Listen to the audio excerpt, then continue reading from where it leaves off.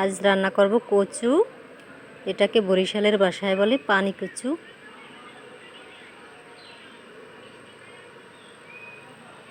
কচুটাকে আমরা ভালোভাবে কেটে ধুয়ে নিলাম, একটা ঝুড়িতে ছেঁকে নিলাম, তারপর কড়াই বসাই দিলাম। কচুটাকে আমরা কড়াইতে দিয়ে দিলাম হলুদ গুঁড়ো, মরিচের গুঁড়ো, পরিমাণ মতো লবণ।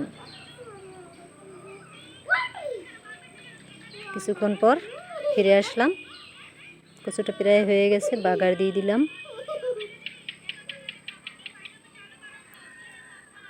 দেখেন বন্ধুরা, কচুটা পুরো হয়ে গেছে, নামিয়ে নিলাম। কালারটা কত সুন্দর আসছে।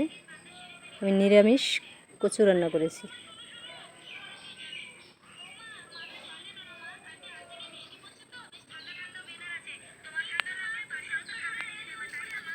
এভাবে করে আপনারা রান্না করে খেয়ে দেখবেন।